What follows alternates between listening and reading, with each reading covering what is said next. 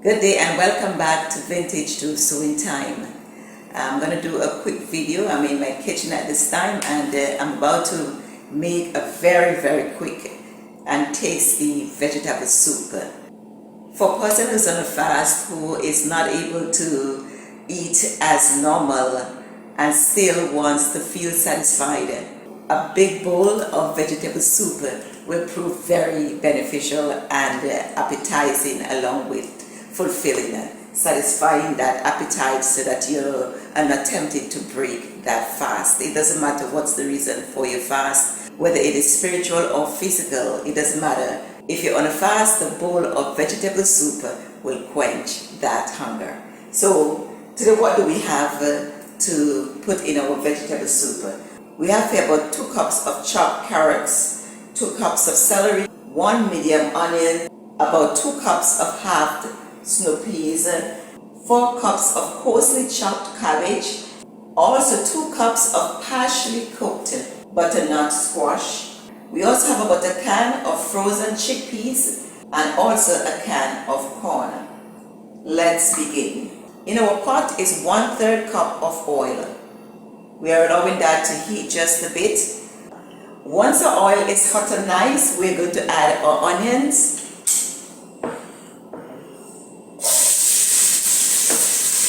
And you can hear that sizzling sound.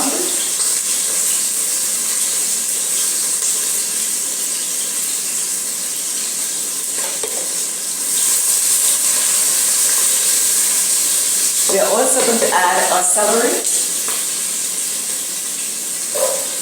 Remember, that's about 2 cups of coarsely chopped celery. Try to get every piece of it.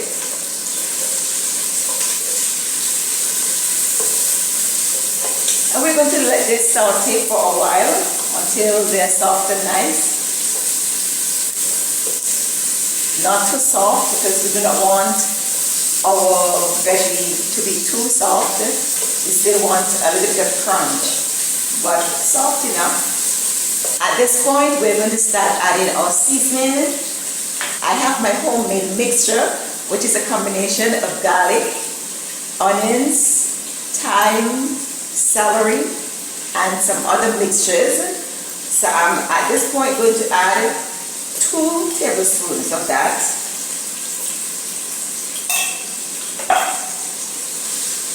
I'm now going to add my carrots. About 2 cups also of coarsely chopped. You do not want to chop your vegetables too small so that they melt away in the pot. Though it's a vegetable soup, you still want to make sure there's something that you can munch on when you're eating.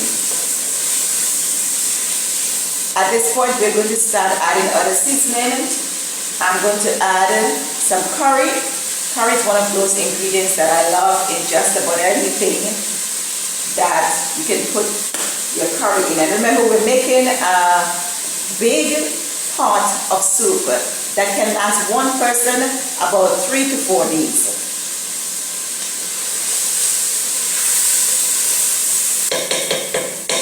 We are now going to add our snow peas. And we are also going to add at this time some salt, our first set of salt. Remember, when you're looking at a cooking video, it is almost impossible to tell you exactly what amounts to use for your taste. So it is always about seasoning your pot to your taste once you use the seasoning that were mentioned. So whatever seasoning I mentioned today, it will be based on my taste. You would use that basic guideline, but you would, of course, season it to your taste. Now that our snow peas is in, we are now going to add about 12 cups of water. There's some people who at this point would use their broth, whether chicken broth or whatever. I do not have chicken broth, but that does not mean because I do not have chicken broth and you don't have, you can also enjoy your vegetable soup. So we're going to add at this time 12 cups of water.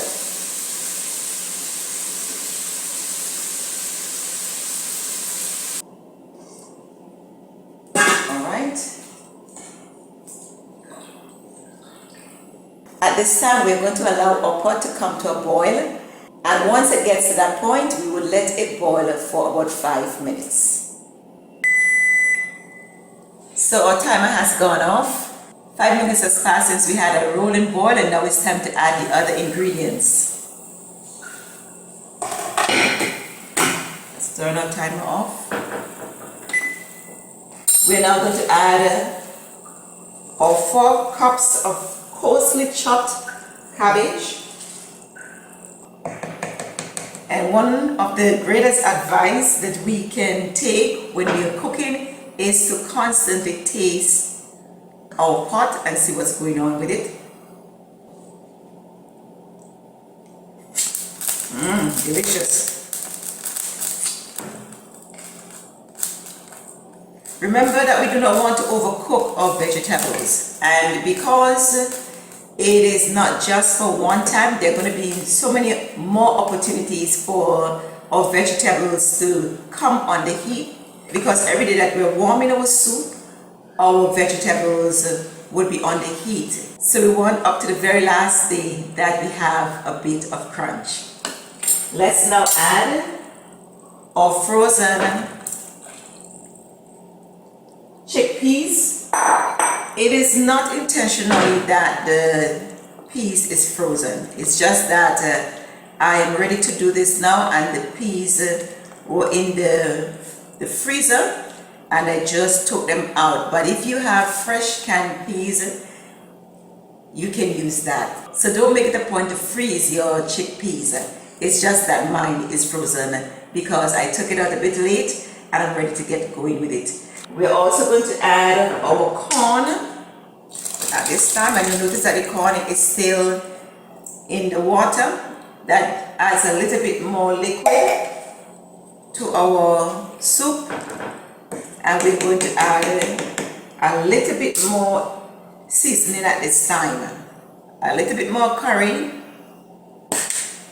and at this time we are going to add our thyme, ground thyme. And thyme is a wonderful ingredient in a vegetable soup as far as I am concerned. It brings out everything else. That, along with rosemary, if you have the rosemary, that also does the same thing that the thyme does. We're now also going to add our dill weed. I love dill weed. I love it in bread. I love it in soup. A tablespoon of dill weed. That's for my taste. And we're going to let these ingredients come together. We're then going to add some tomato ketchup. If you have the tomato paste, that would work fine. If you have the tomato soup, that would work fine also, because sometimes I make it with the tomato soup. But today I do not have the paste, I do not have the sauce. I'm using the ketchup. It is really for coloring. The sauce and the paste give it a brighter red color, but this is fine also. And what I find is the thyme balances out the tanginess of the ketchup. I don't know how it does it, but if I added the ketchup and did not add thyme, the taste would be a little bit off from the ketchup. But once the thyme is added, the thyme just balances out the flavor of the tomato. Let's give it another taste test.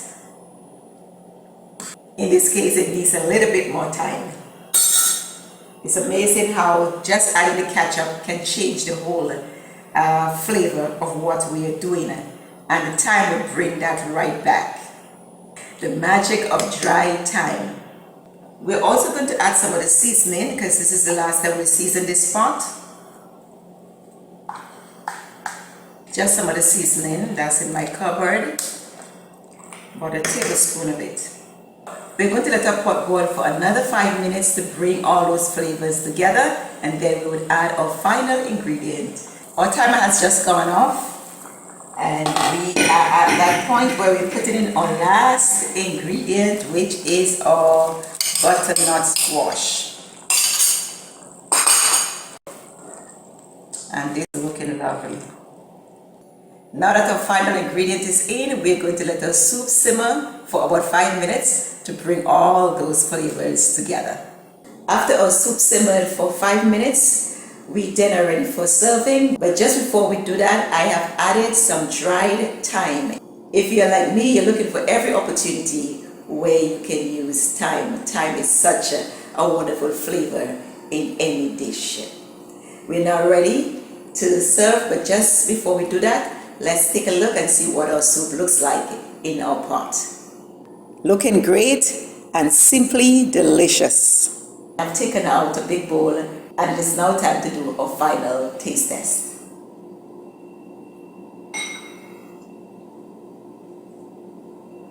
The only word I can think of is delicious, simply delicious. Remember, a hot bowl of soup can be enjoyed at any time, especially when it's cold on the outside.